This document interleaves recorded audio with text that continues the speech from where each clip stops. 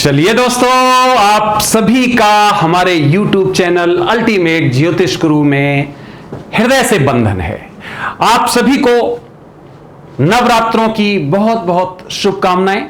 अभी अभी प्रथम दिवस की मैंने पूजा की है और हमारे पास जो सैकड़ों कॉल्स और जो आ रहे थे मैसेजेस आप लोगों के, तो मैंने कहा कि मैं वीडियो के थ्रू ही आप सभी को शुभकामनाएं दूं, क्योंकि व्यक्तिगत रूप से सभी को देने का कोई बहुत मुश्किल होता है, काफी लंबा प्रोसेस हो जाता है। तो इसीलिए मैं वीडियो के थ्रू मैंने कहा कि आप लोगों से इंटरेक्ट करूं। आप सभी को हृदय से नवरात्रों की बहुत बहुत शुभकामनाएं। जगत जननी जगदंबे आप सभी का भला करे, आप सभी को आशीर्वाद दे, आप सभी के दुखों को दूर करे, कष्टों को आपसे बहुत दूर रखे और इस पूरे समाज को, राष्ट्र को, संसार को जो परेशानियां हैं, जो कष्ट हैं, उनसे मुक्ति दे। हमारी यही कामना है। व्यक्तिगत रूप से आप सभी को मेरी तरफ से बहुत बहुत शुभकामनाएं। मुझे भरोसा है कि ये 9 दिन आप लोग तन मन धन से मां के लिए समर्पित रहेंगे और आपको बस मैं 2-3 सूत्र देने वाला हूं। वैसे तो पूजा के लिए आपको पूरी की पूरी विधि भी मैं उसका अलग तैयार करवाऊंगा, सब कुछ बता दूंगा, लेकिन फिर भी आप कभी भी पूजा के लिए ध्यान रखिए जो मैं कहने जा रहा हूं, कभी भी पूजा के लिए उसको बर्डन मत बनने दीजिए। कई बार क्या होता है कि इतनी फॉर्मेलिटीज हो जाती हैं, इधर से भी उधर से भी उधर से भी उधर से भी, शास्त्रों में पढ़ा, सब में पढ़ा, और पढ़ने के बाद में आप इतने ज्यादा ओवरबर्डन हो जाते हैं कि आपको वो भार लगने लगता है। मत बनने दीजिए भार। अगर आपको ऐसा लगने लगे तो सिंपल जाके आप जो जिसकी पूजा कर रहे हैं उसके सामने जाके बैठ जाइए। शुद्ध होना चाहिए, आपका शरीर शुद्ध होना चाहिए, आपका मन शुद्ध होना चाहिए। यह बहुत दूसरा पॉइंट बहुत जरूरी है, मन शुद्ध होना चाहिए। क्योंकि अगर श्रद्धा है तो ईश्वर को बाकी कुछ नहीं चाहिए, उसका तो बनाया ही हुआ ये सब कुछ है। उसको हम क्या अर्पित कर सकते हैं, उसको हम क्या दान कर सकते हैं, यह हमारी मूर्खता होती है। तो शुद्ध मन से जाके आप बैठ जाइए और जो भी आपके पास है अर्पित कर दीजिए और अपने अंतर मन की श्रद्धा जरूर अर्पित कर दीजिए। और उस पूजा में केवल और केवल एक उपहार मांगिए, केवल एक आशीष मांगिए, केवल एक वरदान मांगिए। वो तो मांग ही सकते हो, वो वरदान मैं आपको बता रहा हूं। और वो वरदान ये है कि जिसकी भी पूजा करते हैं उसको ध्यान में लाइए और लाने के बाद केवल एक उपहार मांगिए कि मुझे सद्बुद्धि दो, मुझे अपने चरणों का हमेशा हमेशा के लिए दास बना लो। ये आप बोल तभी सकते हो जब आपके अंदर श्रद्धा होगी। अगर इसमें छल भरा होगा, कपट होगा, आप इसमें तरह तरह की गलत विचार होंगे, तो ये कुछ काम करने वाला नहीं है। क्यों? क्योंकि ईश्वर जो शक्ति है वो एक एनर्जी है। आप उसको किसी स्वरूप में ले लें मन में। दुर्गा है तो दुर्गा का विचार आ गया, काली है तो काली का विचार, वो एक तरह के केवल एक सिंबॉलिक वो है, लेकिन वो शक्ति है, वो सब जानती है। इसका मतलब उसने तो सब कुछ निर्मित किया है। वो आप में है, वो कड़कड़ में है, वो हर जगह है, जितना भी है वो शक्ति हर जगह है, वो एनर्जी है। तो इसलिए ये मत सोचिए कि उसे कैसे पता चलेगा वो कौन से लोक में है, पता नहीं। ये हमारी मूर्खता होती है। वो किसी लोक नहीं, वो हर जगह है, वो घट घट में, वो कड़ कड़ में, वो हर अणु में है। तो आप केवल एक मांगिए, एक, और वो उपहार है कि मुझे सद्बुद्धि दो और अपना दास हमेशा हमेशा के लिए बना लो। मैं यही मांगता हूं, मैं यही मांगता हूं। मैं महल नहीं मांगता, मैं गाड़ियां नहीं मांगता, नौकर नहीं मांगता, बड़े बड़े एम्पायर नहीं मांगता, कभी नहीं मांगता हूं। मैं केवल मांगता हूं मुझे सद्बुद्धि दो, मुझे वो बुद्धि दो जिससे मैं समाज का, राष्ट्र का, दुनिया का, ब्रह्मांड का, जो अच्छा हो सके वो कर सकूं और आपके चरणों का जन्म जन्मांतर तक दास रह सकूं।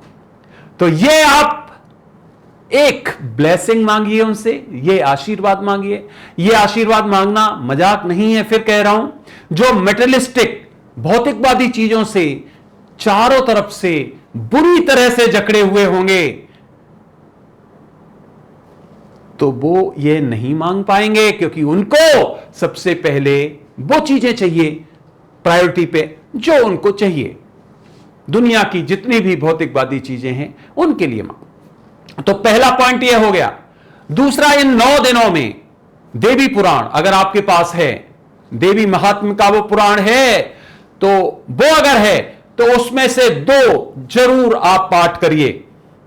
एक तो अर्गला है, जिसको अर्गला स्तोत्रम के नाम से जाना जाता है, वो जरूर आपने पढ़ना है। उसका पढ़ना नहीं है, उसका अच्छी तरह से अध्ययन करना है। उसको संस्कृत अगर नहीं आती है तो हिंदी वाला रूपांतरण ले लीजिए और उसको समझिए ध्यान से। तो एक तो अर्गला और दूसरा है कीलक, वो जरूर पढ़िए, उसका जाप जरूर करिए। ये 2 तो आपके लिए बहुत जरूरी हैं। ये सामान्य पूजा में भी आप लगातार कर सकते हैं। कीलक तो बहुत महत्वपूर्ण इसलिए है कि जिन पर बुरी चीजों का बहुत जल्दी प्रभाव पड़ जाता है, कीलक उनके लिए ब्रह्म वाक्य है, हम कह सकते हैं वरदान है। मैंने हजारों केसेस में उसको एक्सपेरिमेंट किया है। जहां पर नेगेटिव शक्तियां किसी को जल्दी घेर लेती हैं, उसे तो कीलक का जरूर जरूर उच्चारण करना चाहिए, जरूर पढ़ना चाहिए, विधि विधान से पढ़ना चाहिए, प्रतिदिन पढ़ना चाहिए और इन नवरात्रों में तो खासकर बार बार पढ़ना चाहिए। तो जो अर्गला स्तोत्र है उसमें कुल 25 श्लोक हैं, 25, और जो कीलक है उसमें 14, बहुत बड़ा भी नहीं है, 14। तो जो अर्गला स्तोत्र है उसमें आप उसको अपनी धुन से पढ़ सकते हैं। कोई ऐसा उसमें बंधन नहीं है कि नहीं नहीं जो जैसे बताया गया है वैसे ही पढ़ा जाएगा। अपने धुन से मग्न हो जाइए और उसको जिस रूप में चाहे पढ़ सकते हैं। मैं उसको 8 तरह से पढ़ता हूं, मेरे पास उसको पढ़ने के 8 तरीके हैं। 8 तरह से अपनी धुन में पढ़ता हूं उसको, और उसको लगातार पढ़ने से आप देखेंगे कि जो आपके नकारात्मक शक्तियां या नकारात्मक जो ऊर्जा है आपसे दूर जा रही है और आप एक नई शक्ति प्राप्त कर रहे हैं। अब यह जो आपका अर्गला स्तोत्र है उसमें आप, जैसे मैं एक उदाहरण से बता देता हूं, अब कैसे आपने करना है। खो जाओ अपने आप में, पूजा सब कुछ अपना बेसिक चीजें करने के बाद में जब आप उसका जाप करेंगे तो बिल्कुल आप आंखें बंद नहीं कर सकते। अगर याद नहीं आपको तो कोई बात नहीं, आंखें खोल के पढ़िए, लेकिन अपना जो दृष्टि है अंतः दृष्टि उसको मां जगदंबा जो जगत जननी है उसमें लगाइए और उसी तरह से जैसे आप जाप करना चाहें वैसे करिए। अब जैसे मैं एक आपको तरीका बताता हूं 8 में से। ओम जयंती मंगला काली भद्रकाली कपालिनी दुर्गा क्षमा शिवा धात्री स्वाहा स्वधा नमोस्तुते। जय तुम देवी चामुंडे जय भूतार्ते हारिणी। इस तरह से आप उसको अपने रूप में, बस यह है श्रद्धा होनी चाहिए और उसको आप पूरी तरह से गा सकते हैं, अपनी तरह से गा सकते हैं। जब यह करने लगेंगे आपको अपने आप आनंद आने लगेगा, यह आप बार बार उच्चारित करने लगेंगे, यह अच्छा लगने लगेगा आपको। यह मैंने आपको 1.5 श्लोक सुनाया अभी केवल। अभी इसी तरह से जो मैं कीलक बता रहा हूं जो नकारात्मक शक्तियों को दूर करता है वो क्या है, उसका भी मैं आपको एक श्लोक जरूर पढ़ के बताऊंगा। और उसमें क्या होता है, ओम विशुद्ध ज्ञान देहाय त्रिवेदी दिव्य चक्षुषे श्रेहा प्राप्ति निमित्ताय नमः सोमार्धधारिणे। इस तरह से आप उसका कर सकते हैं। ये एक श्लोक बताया, ये 14 है कीलक में और 25 उसमें है। इस तरह से इनका जाप जरूर करिए। इससे क्या होगा, नकारात्मक शक्ति आपसे दूर रहेंगी और आपकी आत्मिक शक्ति आप देखेंगे उसमें वृद्धि होगी। तो हमने आपको 3 महत्वपूर्ण बिंदु बताए हैं। पहला बिंदु कि आशीर्वाद में आपको क्या मांगना है। आशीर्वाद में आपने क्या मांगना है, सद्बुद्धि दो, सबका कल्याण करो। अपना कल्याण केवल मत मांगो, क्योंकि वो जगत जननी है। जो भी शक्ति है वो पूरी दुनिया का पालक है, पोषक है। और जब आप अपने लिए मांगते तो आप स्वार्थी हो जाते हैं। तो आप कहिए मुझे सद्बुद्धि दो और जगत का कल्याण करो। आप अपने परिवार का कल्याण मांग सकते हैं, आप अपने जो आपके शुभ चाहने वाले हैं, जो आपके निकट हैं, उनका कल्याण मांग सकते हो।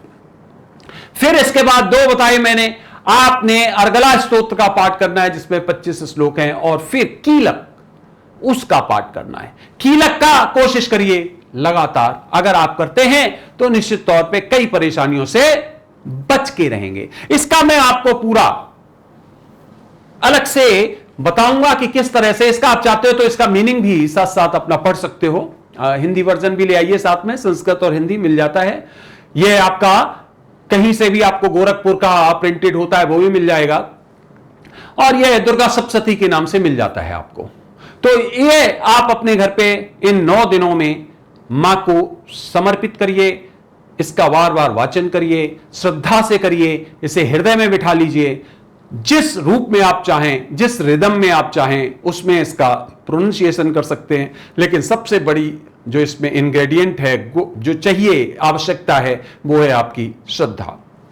तो चलिए मैं आपको और आगे इसके बारे में बताऊंगा कि कैसे आपको आगे पूजा और करनी है, जिससे और ज्यादा आपको पॉजिटिव मिल सकते हैं रिजल्ट्स।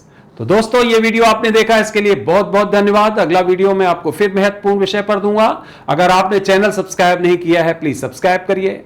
अगर अच्छा लगता है लाइक करिए, शेयर करिए, और आप सभी को एक बार फिर मेरी तरफ से बहुत बहुत शुभकामनाएं।